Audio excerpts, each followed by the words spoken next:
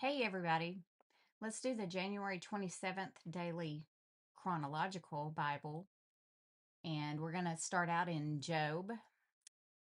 It'll be Job chapter 30, verses 1 through 31. The summary says Job's suffering attracts bullying, something he had not experienced when he was wealthy and respected. Songs and jokes about him further his humiliation. For the first time in his life, Job is on the receiving end of power rather than on the giving end of it, and this compounds his suffering. Job reviews his interaction with his friends and concludes that he is innocent of any wrongdoing. Because Job believes God is sovereign, he blames God for failing to relieve his suffering when it is within God's power to do just that. Finally, Job runs out of words. He's exasperated with his friends. They accuse him of hidden wickedness. He's frustrated with God. He won't answer Job's questions. Job is overwhelmed physically and emotionally and sees no end in sight. His experience reflects that of other sufferers, and without revelation from God, depression and despair are drowning him. He needs God. How many people do we know that need God? But now I am mocked by people younger than I, by young men whose fathers are not worthy to run with my sheepdogs. A lot of good they are to me, those worn-out wretches. They are gaunt from poverty and hunger. They claw the dry ground in desolate wastelands. They pluck wild greens from among the bushes and eat the roots of broom trees. They are driven from human society, and people shout at them as if they were thieves. So now they live in frightening ravines, in caves, and among the rocks. They sound like animals howling among the bushes, huddled together beneath the nettles. They are nameless fools, outcast from society.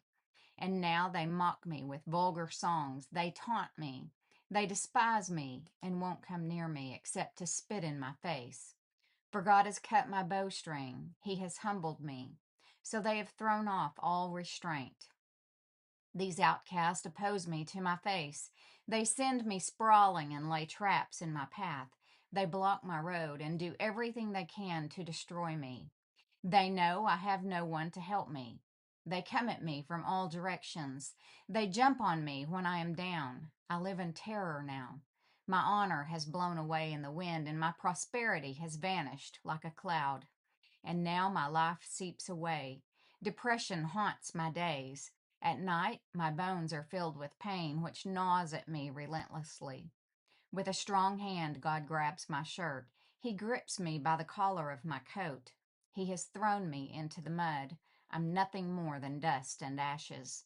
I cry to you, O God, but you don't answer. I stand before you, but you don't even look. You have become cruel toward me. You use your power to persecute me. You throw me into the wind and destroy me in the storm. And I know you are sending me to my death, the destination of all who live. Surely no one would turn against the needy when they cry for help in their trouble.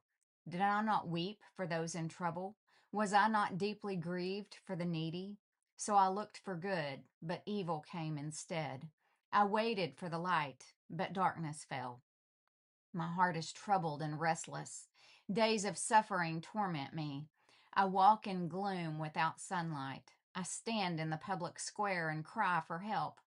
Instead, I am considered a brother to jackals and a companion to owls. My skin has turned dark and my bones burn with fever. My harp plays sad music and my flute accompanies those who weep. I made a covenant with my eyes, not to look with lust at a young woman. For what has God above chosen for us? What is our inheritance from the Almighty on high? Isn't it calamity for the wicked and misfortune for those who do evil? Doesn't he see everything I do and every step I take? Have I lied to anyone or deceived anyone? Let God weigh me on the scales of justice, for he knows my integrity. If I have strayed from his path, or if my heart has lusted for what my eyes have seen, or if I am guilty of any other sin, then let someone else eat the crops I have planted. Let all that I have planted be uprooted. If my heart has been seduced by a woman, or if I have lusted for my neighbor's wife, then let my wife serve another man. Let other men sleep with her, for lust is a shameful sin, a crime that should be punished. It is a fire that burns all the way to hell. It would wipe out everything I own.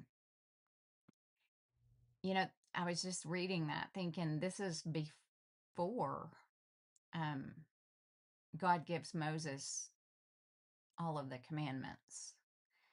And yet he's listing some of the sins that, like the 10 commandment sins.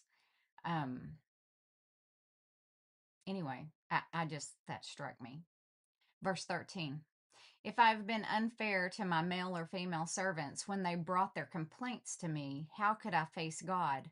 What could I say when he questioned me? For God created both me and my servants. He created us, he created us both in the womb. Have I refused to help the poor or crushed the hopes of widows? Have I been stingy with my food and refused to share it with orphans? No, from childhood I have cared for orphans like a father, and all my life I have cared for widows. Whenever I saw the homeless without clothes and the needy with nothing to wear, did they not praise me for providing wool clothing to keep them warm? If I raised my hand against an orphan, knowing the judges would take my side, then let my shoulder be wrenched out of place. Let my arm be torn from its socket. That would be better than facing God's judgment. For if the majesty of God opposes me, what hope is there? Have I put my trust in money or felt secure because of my gold? Have I gloated about my wealth and all that I own? Have I looked at the sun shining in the skies or the moon walking down its silver pathway and been secretly enticed in my heart to throw kisses at them in worship? If so, I should be punished by the judges, for it would mean I had denied the God of heaven. Have I ever rejoiced when disaster struck my enemies or become excited when harm came their way? No, I have never sinned by cursing anyone or by asking for revenge. My servants have never said, he lets others go hungry. I have never turned away a stranger, but have opened my doors to everyone. Have I tried to hide my sins like other people do, concealing my guilt in my heart? Have I feared the crowd or the contempt of the masses, so that I kept quiet and stayed indoors? If only someone would listen to me. Look, I will sign my name to my defense. Let the Almighty answer me. Let my accuser write out the charges against me. I would face the accusation proudly. I would wear it like a crown, for I would tell him exactly what I have done. I would come before him like a prince. If my land accuses me and all its furrows cry out together, or if I have stolen its crops or murdered its owners, then let thistles grow on that land instead of wheat, and weeds instead of barley. Job's words are ended. That concludes day 27 of the Chronological Bible. Thanks for joining in.